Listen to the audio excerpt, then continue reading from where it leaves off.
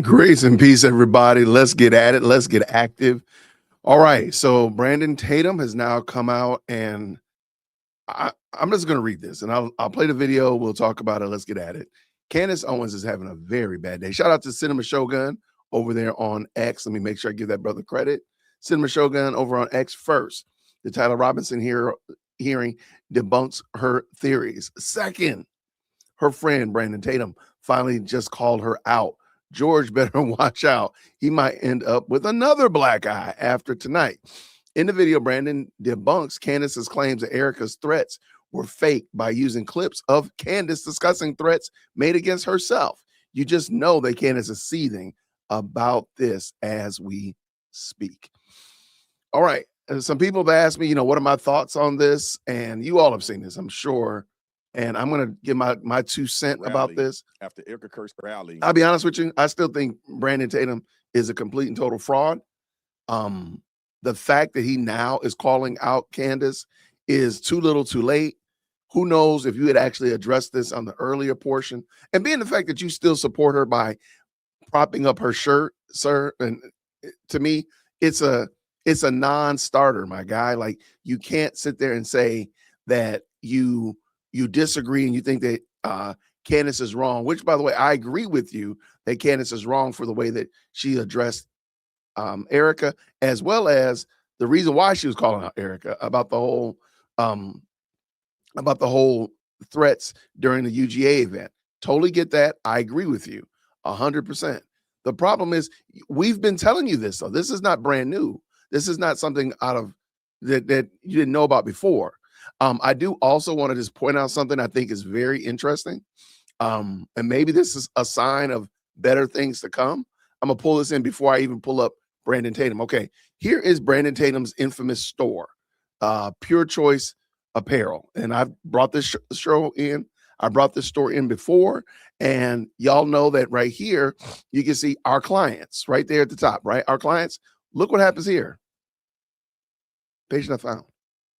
Interesting. Well, okay, Jason, we'll scroll down to the bottom because that's where, you can't see his clients anymore. The gist of that video. The gist of it is that my company, Pure Choice Apparel, runs Candace's store. Right. And we've been doing for several years, and we have a contract with Candace Owens. Right. Before Charlie died and any of this stuff ever happened. Yep. So we have a contract with her. And I don't take an income from the business. I hired somebody to run that business. I just own the business. I'm not in the creative meetings unless it's a high tier thing. Like, I've had to meet, and people got to realize how this business works. And it is a business. Candace Owens is an influential person. She's not in the meetings, and I'm not in the meetings. People come together to come up with graphic designs and stuff like that. My people talk to her people. Okay. If there's a higher priority, I don't go to Candace, I go to her husband. Who manages this stuff. So him and I will have a conversation about this stuff. All of the nuance and different things like that, I don't participate in. I'm a CEO.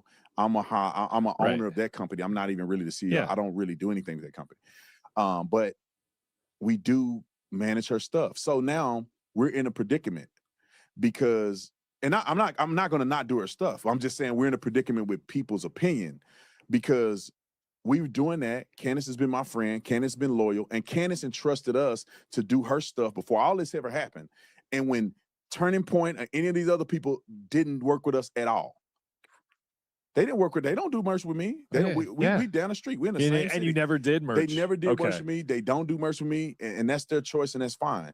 Candace and I had a relationship a long time ago, and we've been doing business together.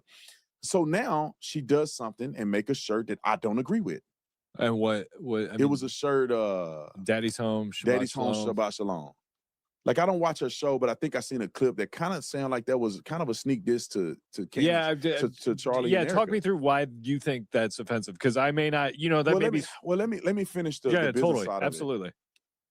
I'm not counseling folk because I disagree with things they do, because it's more to a business than just me and somebody else. I wonder if that's something, signs of better things to come. I don't know. I don't know. Let's keep hoping. Anyway, let's bring this in. Let's talk about it. Let's go. Turning Point USA fiasco regarding Erica Kirk and her appearance or lack thereof. Let me play the headlines that we've seen from CBS. And this is why people are radically ridiculous. And that's why I exist. And that's why I have a platform, because I'm here to give you clarity. Okay. It says Secret Service determined no credible threats to UGA rally after Erica Kirk's cancellation, sources say.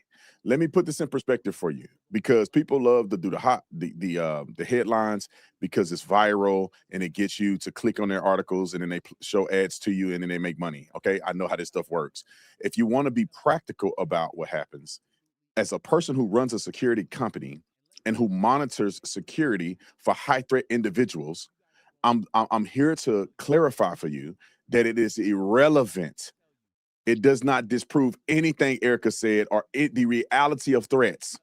Let me give you two examples so you can compare and contrast, and then I'm going to articulate very clearly why the security threat was never what people thought it was. So let's start with the first thing.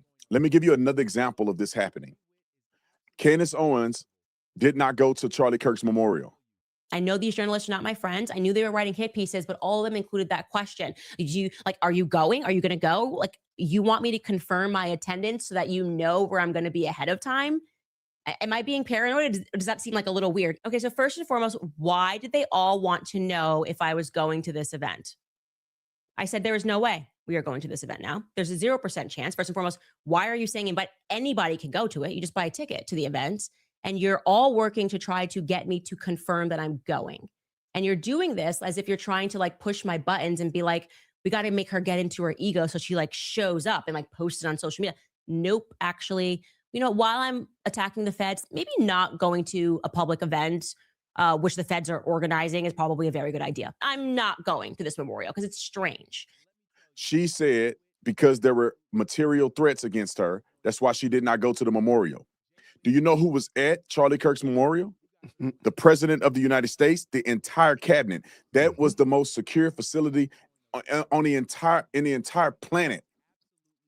But the reason why Candace did not go, because she claimed that there was a threat against her life. Where's the threat at? The threat is not at the event. The threat is en route to the event. So the same application is for Erica Kirk.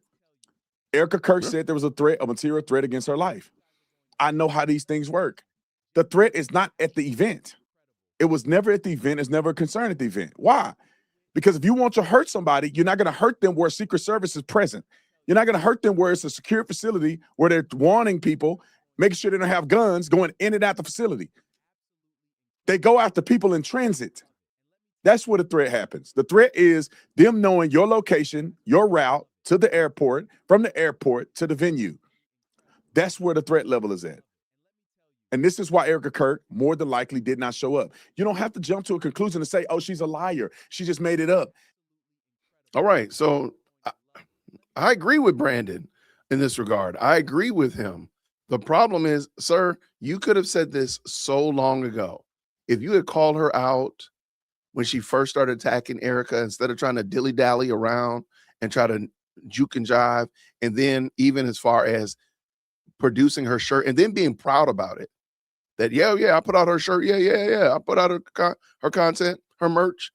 And now to actually clutch your pearls and be like, oh, I can't believe, oh my gosh, she's such a liar.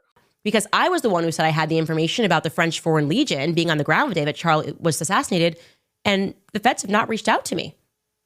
So shouldn't that concern Erica? Shouldn't she be like, hey, why didn't you reach out to me and say, hey, I'd like that information if no one's reached out to you? Why is that not happening?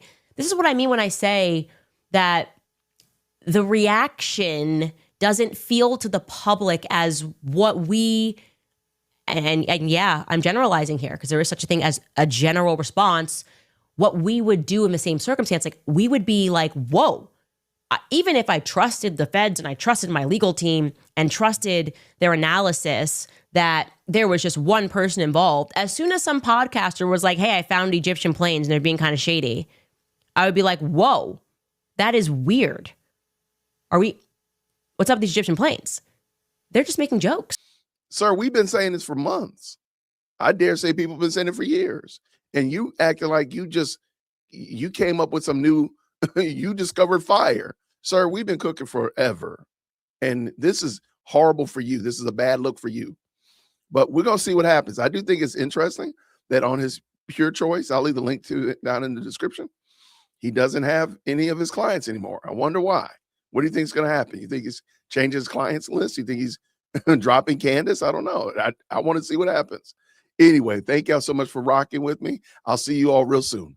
Grace and peace. Thank you so much for tuning in to another episode of the JWhit Podcast. If you enjoyed today's show, please do me a favor and hit me up with that 3-piece special.